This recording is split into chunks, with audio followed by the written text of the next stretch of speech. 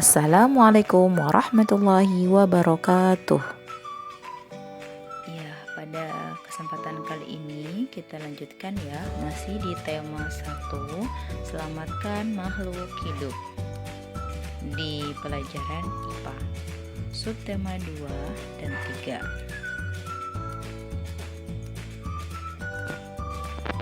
Apa yang akan kita pelajari yaitu perkembangbiakan generatif dan vegetatif pada hewan. Perkembangbiakan generatif pada hewan.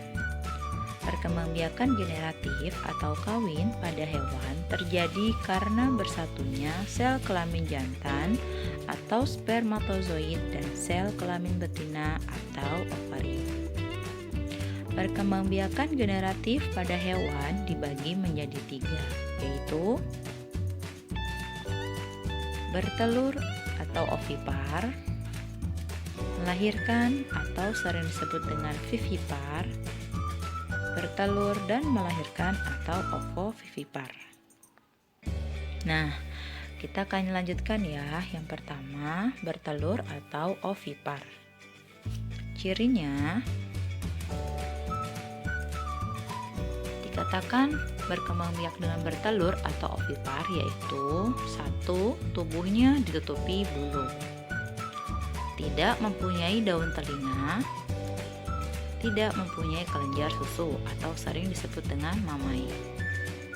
Contoh bangsa burung, ikan, reptilia, serangga, platypus, echidna, dan amfibi.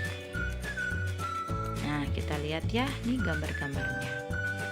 Platypus, ayam, dan katak. Ada 2 jenis pembuahan. Ada pembuahan internal. Apa itu? Pembuahan yang terjadi dalam tubuh induknya. Contoh pada tikus, kelinci, bebek. Yang kedua adalah pembuahan eksternal. Pembuahan yang terjadi di luar tubuh induknya. Contohnya pada ikan dan katak. Yang selanjutnya, yang kedua adalah melahirkan atau vivipar. Apa cirinya? Yang pertama, tubuhnya ditutupi rambut. Yang kedua, mempunyai daun telinga. Yang ketiga, mempunyai kelenjar susu. Nah, contohnya pada sapi, kuda, harimau, orangutan, pesut, lumba-lumba, ular, dugong atau ikan duyung, dan paus. Nah, ini contoh beberapanya ya.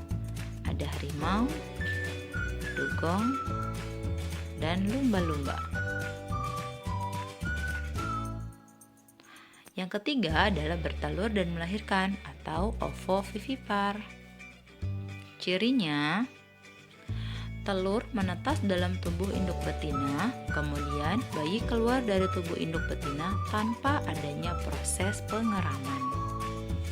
Contohnya pada ikan pari, hiu, kadal hijau, dan ular boa, sejenis ular yang berukuran besar dan tidak mempunyai bisa. Nah, ini contoh-contohnya.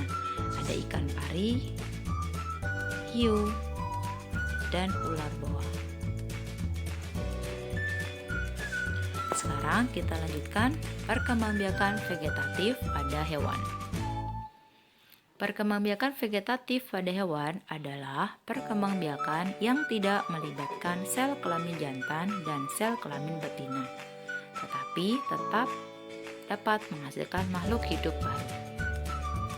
Perkembangbiakan vegetatif pada hewan dibagi menjadi 3. 1. Membelah diri. 2. Tunas. 3. Fragmentasi. Yang pertama, membelah diri. Membelah diri adalah cara berkembang biak pada hewan dengan jalan membagi tubuhnya menjadi 2 bagian yang sama atau lebih secara langsung. Contohnya pada hewan bersel satu seperti amoeba dan paramecium. Ini ya gambarnya.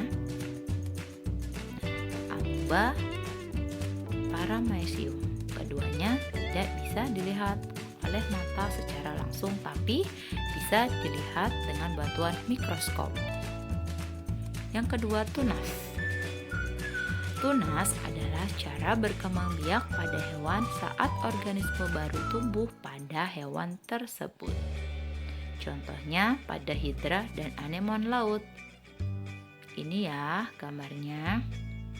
Hidra, anemon laut. Yang ketiga adalah fragmentasi. Fragmentasi adalah cara berkembang biak pada hewan dengan cara memotong atau memutuskan bagian tubuhnya untuk membentuk organisme baru.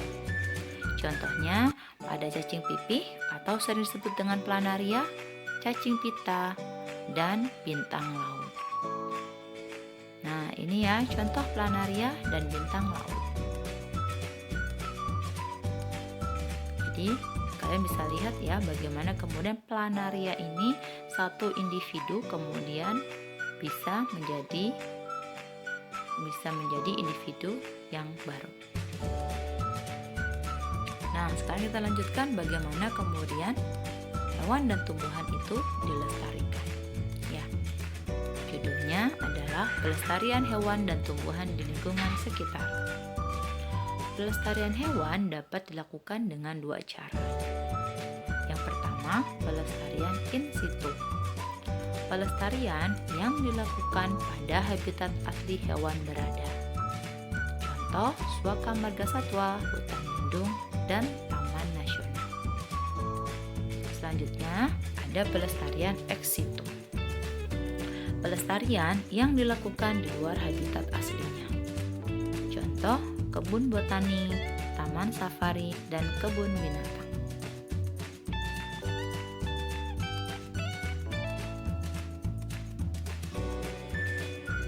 Nah, kita lihat ya, sekarang kita perhatikan ada orangutan, gajah, harimau Sumatera, badak bercula 1, anoa, komodo, burung jalak Bali, burung cendrawasih. Ini adalah beberapa hewan yang langka dan yang dilindungi. Nah, sekarang di mana saja mereka atau tempat hewan langka dan tempat penangkarannya? Orangutan itu di Tanjung Puting atau di Kalimantan. Gajah, Waikambas, Lampung. Harimau Sumatera di Sumatera. Badak bercula 1, Ujung Kulon atau Banten, anoa Sulawesi, komodo NTT, burung jalak Bali di Bali, dan yang terakhir burung cendrawasih di Papua. Pelestarian tumbuhan dapat dilakukan dengan dua cara juga. Yang pertama, pelestarian in situ. Pelestarian yang dilakukan pada habitat asli tumbuhan. Contohnya, hutan lindung, cagar alam, dan taman nasional. Pelestarian ex situ. Pelestarian yang dilakukan di luar habitat aslinya. Contoh, kebun botani. Pada pelestarian ex situ biasanya dilakukan teknik kultur jaringan. Kultur jaringan adalah metode perbanyakan tumbuhan yang dilakukan di laboratorium. Tujuannya untuk mempercepat perkembangbiakan.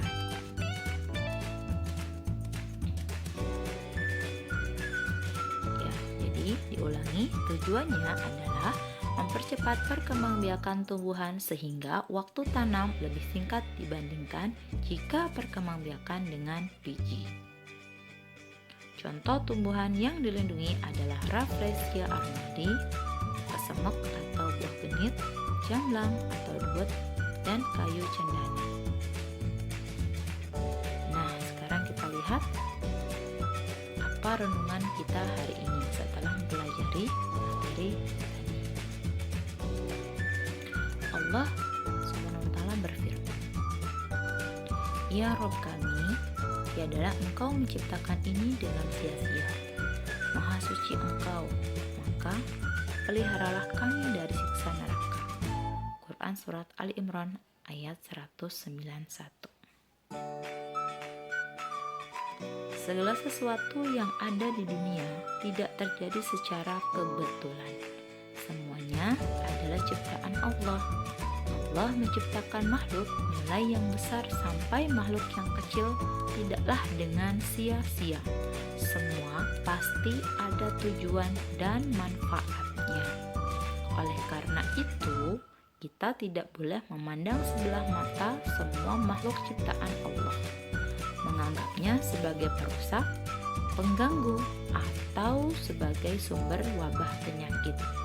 Padahal mereka sangat bermanfaat bagi kehidupan dan kelangsungan manusia di masa depan. Terima kasih.